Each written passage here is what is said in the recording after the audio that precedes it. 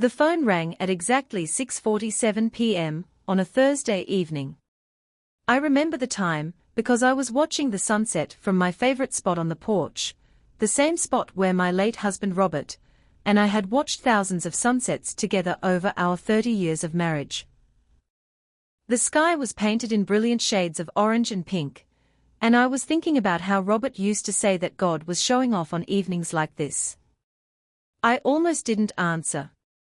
Something about the timing felt off. Derek usually called on Sunday afternoons, if he called at all. We'd grown distant over the past 3 years, since his father died. But I picked up anyway, hoping maybe this was him reaching out, trying to bridge the gap that had formed between us. "Hello, sweetheart," I said warmly. "Mom? We need to talk." His voice was cold, businesslike, devoid of any warmth. My stomach immediately tightened. "Of course, Derek. Is everything all right? Are you and Jessica okay? The kids? Everyone's fine. This isn't about us. It's about you and that house." That house. He called it that house like it was just a piece of property, not the home where he'd grown up, where he'd taken his first steps, where he'd learned to ride a bike in the driveway, where his father had taught him to fish off the dock behind the house. "What about the house?" I asked carefully. There was a pause. I could hear him breathing, could almost feel him steeling himself for what he was about to say. And then the words came, fast and brutal, like he'd rehearsed them and just wanted to get it over with. "I sold it. The beach house. I found a buyer, we've been in negotiations for 2 months, and we closed this afternoon. The papers are signed, the money's been transferred, and the new owners take possession tomorrow at noon. You need to pack whatever you want to keep and be out by then. I'm coming by in the morning with a truck to help you move your things." The world stopped. I mean, it literally felt like the earth ceased rotating on its axis. The sunset in front of me blurred as tears filled my eyes. The phone nearly slipped from my trembling hand. What did you just say?" "I sold the beach house, Mom. It's done. I know this is sudden, but it's for the best. Trust me on this." "Derek." My voice came out as barely a whisper. "Derek, you can't sell my house. This is my home.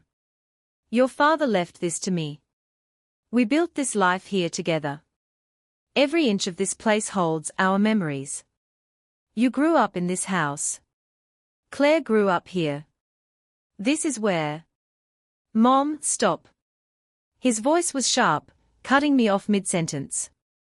"I know you're emotional about this, but you need to listen to reason.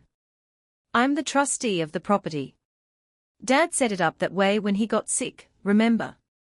He put the house in a trust with me as the executor, because he wanted to make sure someone would handle the business side of things if anything happened to him. Well, something did happen. He died. And now I'm doing what I think is best for everyone involved." Best for everyone. I was standing now, pacing across the porch, my free hand pressed to my chest where my heart was hammering so hard I thought it might break through my ribs. "How is making me homeless best for me?" "You're not going to be homeless, Mom. Don't be dramatic. Jessica and I talked about it, and we've decided you can move in with us. We have that spare bedroom upstairs. It's not huge, but it'll be fine for you. Actually, this works out well because we've been worried about you living out there all alone. You're getting older, and what if something happened? What if you fell and couldn't get to a phone? What if there was a medical emergency?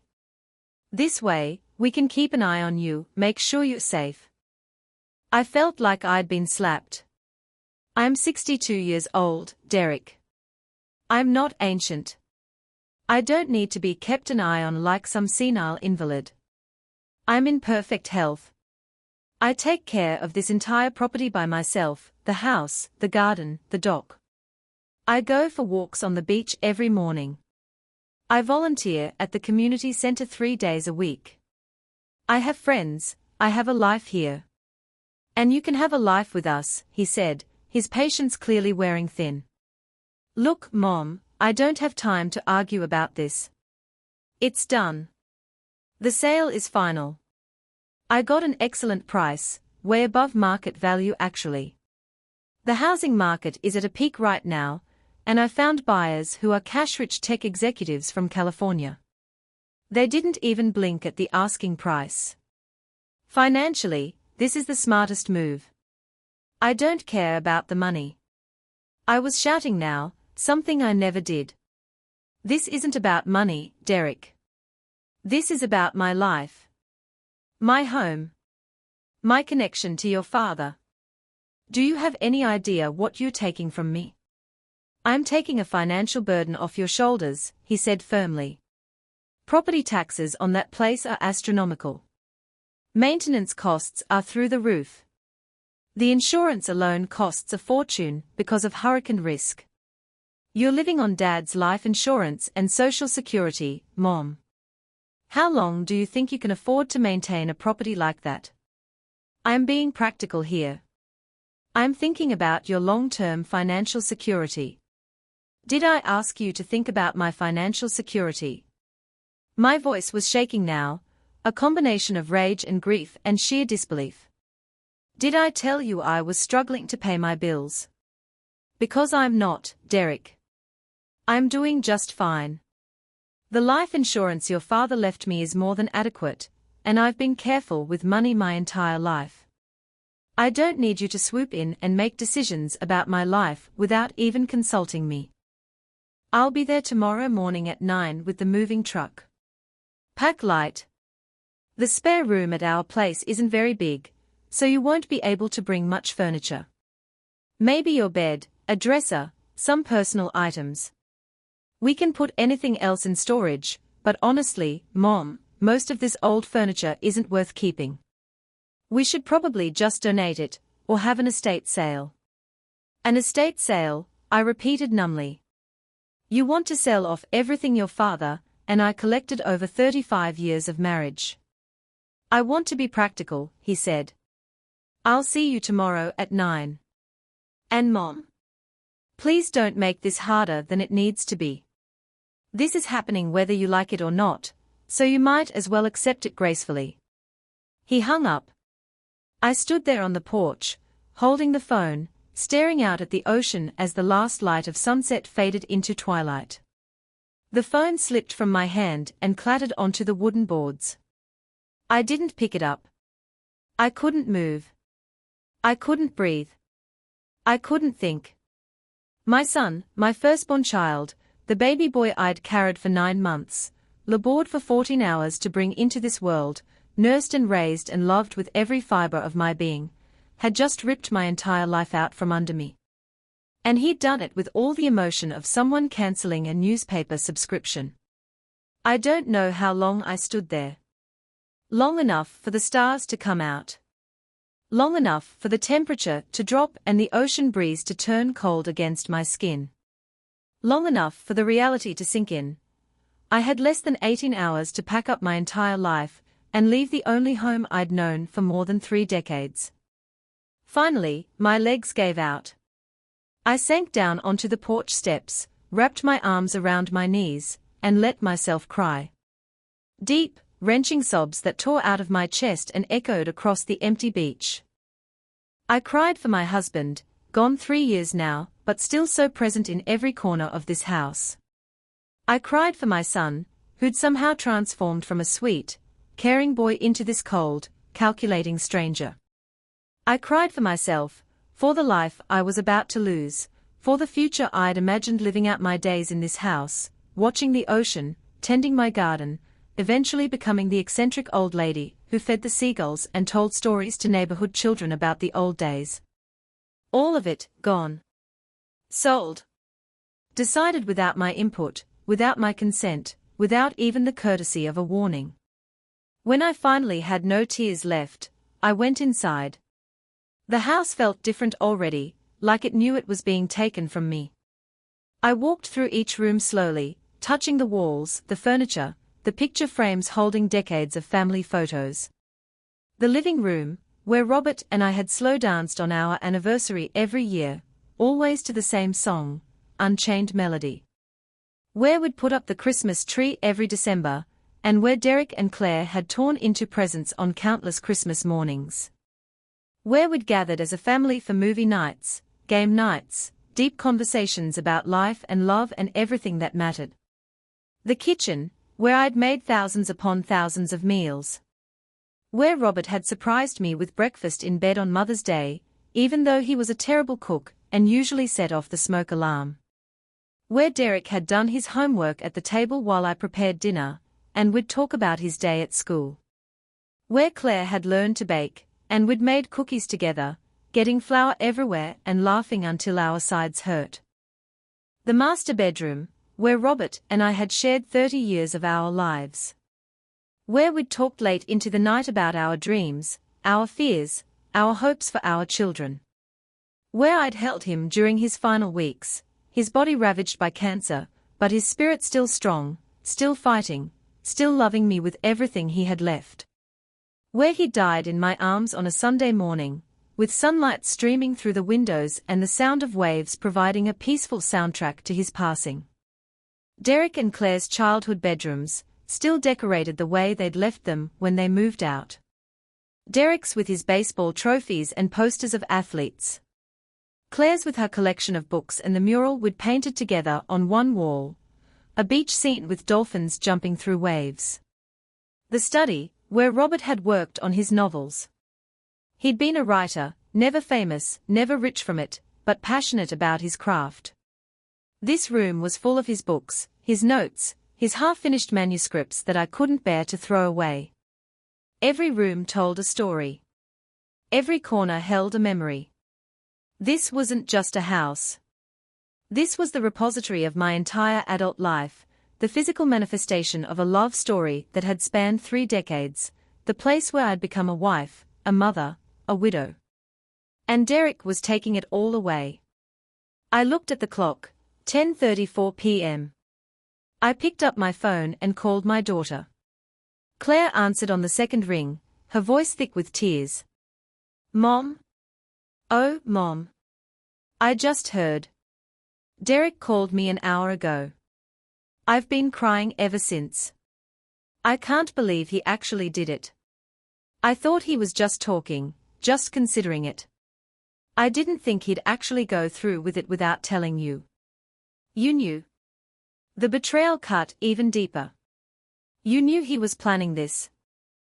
Not exactly, Claire said quickly. About a month ago, he mentioned he was thinking about selling the beach house. He said it was too much for you to handle alone, that the property taxes and maintenance were too expensive, that you'd be better off living with him and Jessica. I told him he was insane, that you loved that house, that it would kill you to lose it. I thought I'd talked him out of it. I swear, Mom, I thought he'd dropped the idea. If I'd known he was actually moving forward with it, I would have warned you. I would have told you to get a lawyer, to fight it. Can I fight it? Hope flickered in my chest. Claire, you're an attorney. Can I stop this? Claire was silent for a long moment, and I could almost hear her mind working through the legal angles. Finally, she sighed, a sound of defeat that made my heart sink. I looked into the trust documents after Derek called me tonight, she said. Dad set it up with Derek as the trustee, which means Derek has broad authority to manage the property. Unless you can prove he's acting in bad faith, or breaching his fiduciary duty to you, he has the legal right to sell. He's selling my home out from under me without my consent. How is that not bad faith? I know, Mom. I know. But legally, he can argue that he's acting in your best interest, reducing your financial burden, ensuring you're cared for in your old age, blah blah blah. A court might see it as responsible estate management, even if we know the truth is more complicated. What truth? I asked. Claire, what aren't you telling me? Another long pause. Then, quietly, Derek's in trouble, Mom. Financial trouble. His business is failing. Has been for about a year now. He's been keeping it quiet, putting on a good show, but I heard from Tom, you know, my husband's brother who works in finance, that Derek's company is basically bankrupt. He's got massive debts, creditors circling. He and Jessica have been living way beyond their means for years, and now it's all catching up with them. The pieces clicked into place. He needs the money from the sale. I think so, Claire said. I think he's desperate, and he's convinced himself that selling the beach house solves everyone's problems. It gives him the cash to save his business. And it gives him the moral high ground of taking care of Mom. Win-win in his mind. Except for the part where he destroys my life in the process. Yeah, Claire said bitterly. Except for that part. I'm so angry at him, Mom. I called him after he told me about the sale, and we had a huge fight. I told him he was being selfish and cruel, that Dad would be ashamed of him. He hung up on me. I closed my eyes, feeling the weight of it all pressing down on me. So there's nothing I can do. I just have to accept this. Not necessarily, Claire said slowly. I said it's hard to fight, not impossible. If we can prove Derek is breaching his fiduciary duty, if we can show he's selling the property for his own benefit rather than yours, we might be able to get a court to void the sale, or at least delay it until there's a full investigation. But Mom, we'd need evidence. We'd need to prove his financial situation, show that he's acting out of self-interest. And we'd need to move fast. Like, immediately. I thought about Derek's voice on the phone, so cold and certain. I thought about the new owners, these tech executives from California who'd already paid for my house. I thought about the impossibility of fighting my own son in court, of airing our family's dirty laundry in public, of the time and money and emotional energy it would take. And then I thought about Robert. What would he want me to do? Robert had been a fighter. When he was diagnosed with cancer, the doctors gave him 6 months. He lived for 3 years, squeezing every drop of life out of every day, refusing to go gently into that good night.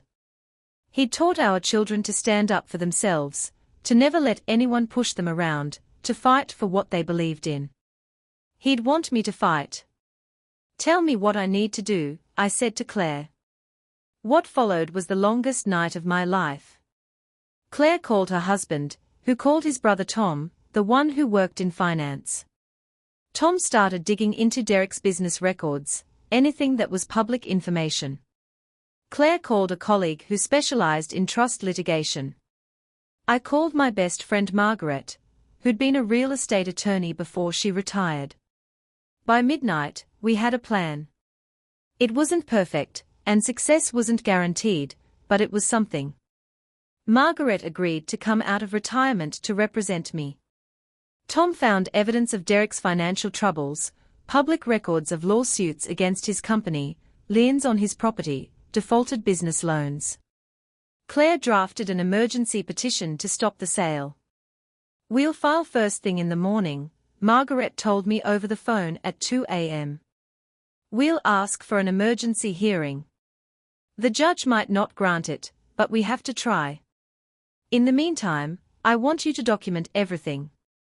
Every conversation you've had with Derek, every detail about your relationship with the house, every piece of evidence that you're perfectly capable of living independently.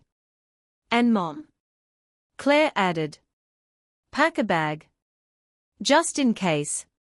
If we can't stop this tomorrow, you'll need somewhere to go. You can stay with me and Tom. Our guest room is yours for as long as you need it. Not Derek's spare bedroom. I asked with bitter humor. Over my dead body, Claire said fiercely. You're not living with that selfish bastard. Sorry, Mom. At 3 a.m., I finally tried to sleep, but my mind wouldn't stop racing. I kept thinking about all the ways this could go wrong, all the ways I could lose. But I also kept hearing Robert's voice in my head, you're stronger than you think, Ellie. You've always been stronger than you think. I got up at dawn and packed a small suitcase, just the essentials. Then I walked through the house one more time, taking pictures of everything. If this was going to be my last day here, I wanted to remember it all. At 7 a.m., Margaret called. "We've got a problem." I just got a call from Derek's attorney.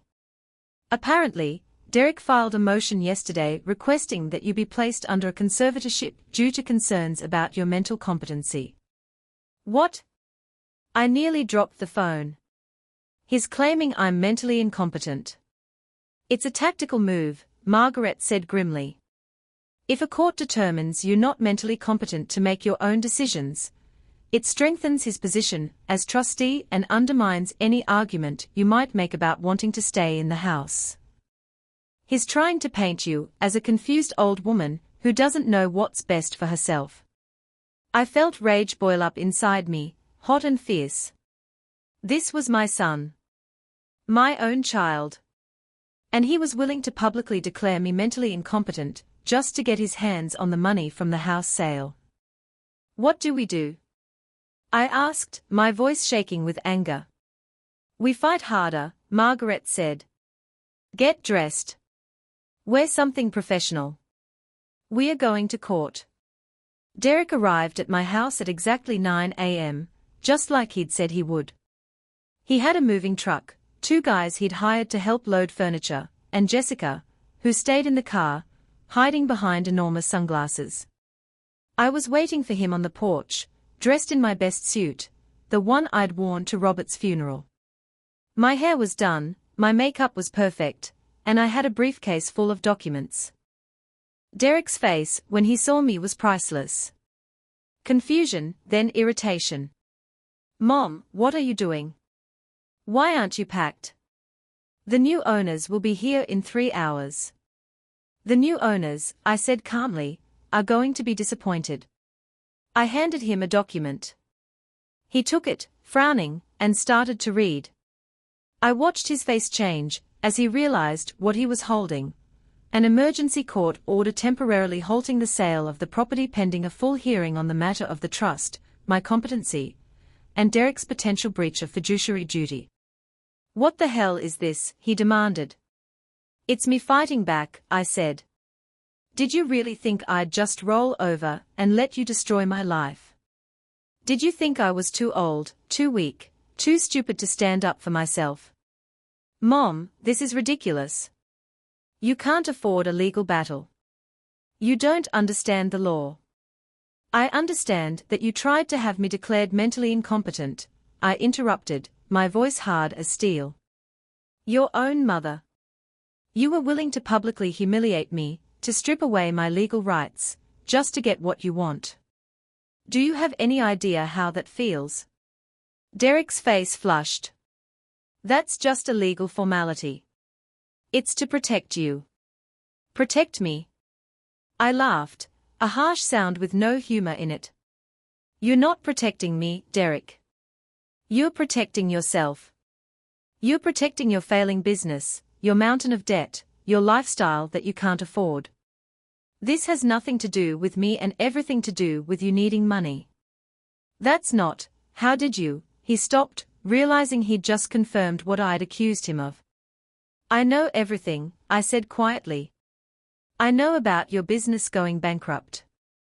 I know about the lawsuits, the liens, the creditors. I know you're desperate, and I understand that desperation makes people do terrible things. But Derek, I'm your mother. And you were willing to make me homeless, to take away everything I have left of your father, to publicly declare me incompetent, all for money. Jessica had gotten out of the car now and was standing beside Derek, her face pale. Derek, you told me she wanted to move in with us. You said she was struggling, that she'd asked for help. That's not, Jessica, don't. You lied to me too, Jessica said, her voice rising. You said your mom was on board with this. You said she knew about the sale. I was going to tell her, Derek said desperately. I was going to ease her into the idea, but then the buyers came in with such a good offer, and we needed to move fast. We needed to move fast, Jessica repeated. You mean you needed to move fast before anyone could stop you? A car pulled up behind the moving truck. Margaret got out, followed by Claire and Tom. And behind them, another car. I smiled when I saw who it was, my sister Linda, who'd driven through the night from 2 states away to be here. And my friend Joan from the community center.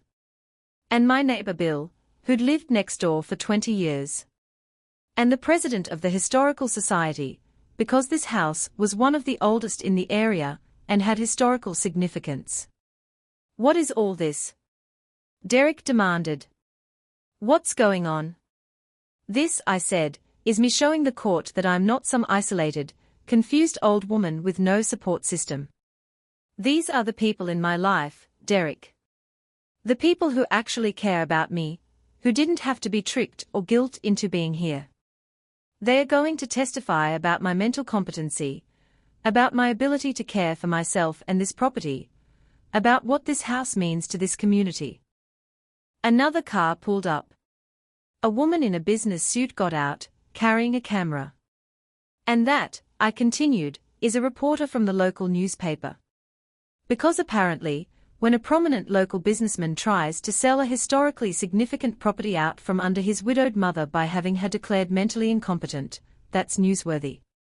Derek's face went from red to white. "You wouldn't. Mom, please. This will destroy my reputation. My business." "Your business is already destroyed," I said. "And you were willing to destroy my life to try to save it. So yes, Derek, I would. And I will. Unless you withdraw the sale, withdraw the conservatorship petition, and resign as trustee of the property." "I can't do that," Derek said, but his voice had lost its certainty. "The buyers have been informed of the situation," Margaret said, stepping forward. "I spoke with their attorney this morning. Once they learned about the contested nature of the sale and the potential legal complications, they agreed to back out. Turns out, tech executives from California don't want to be involved in a messy family lawsuit. Bad publicity." Derek looked like he might be sick. "This is my inheritance too. Dad left that trust to provide for all of us. Dad left that house to provide for Mom," Claire said, speaking for the first time. Her voice was cold with fury.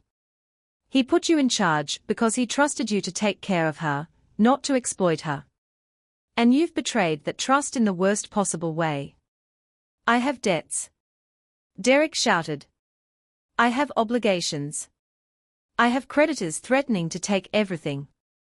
What was I supposed to do?" "Not this," I said quietly. "Anything but this.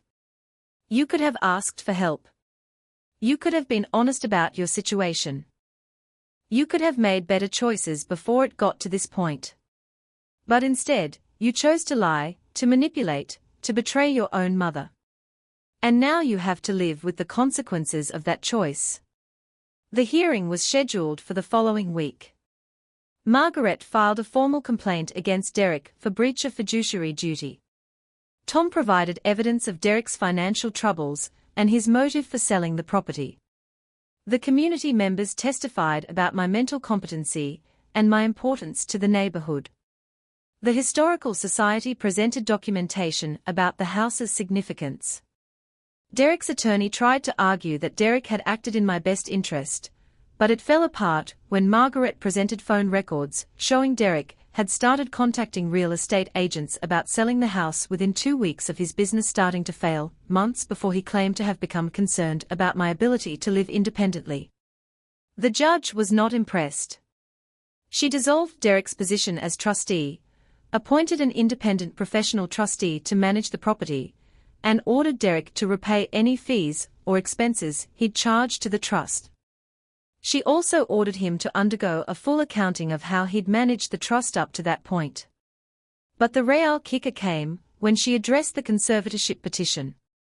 "Mr. Carter," the judge said, looking at Derek over her reading glasses, "I've reviewed the evidence you submitted to support your claim that your mother is mentally incompetent. It consists of your own statement that she seemed confused and forgetful on recent visits. You provided no medical evidence, no professional evaluation, no corroborating witnesses. Meanwhile, Mrs. Carter has provided testimony from her physician confirming she's in excellent health both physically and mentally, statements from multiple community members attesting to her active involvement in local organizations, and evidence of her managing her own finances competently for the past 3 years since her husband's death. The judge paused, letting that sink in. It appears to me that the only confusion here was your confusion about whether you could get away with exploiting your position of trust for personal financial gain. Petition denied. And Mr. Carter, I'm referring this matter to the State Bar for investigation into your attorney's role in filing what appears to be a frivolous and potentially malicious claim. Derek's face crumbled. The courtroom was silent. When we left the courthouse, Derek tried to approach me. Jessica had already left, taking the kids with her. I later learned she filed for divorce 2 weeks after the hearing. She'd apparently had no idea about the extent of Derek's financial problems, or his willingness to lie and manipulate to solve them. Mom, Derek said, his voice breaking. Mom, please. I'm sorry. I made a mistake. I was desperate, and I made a terrible mistake. Please don't hate me.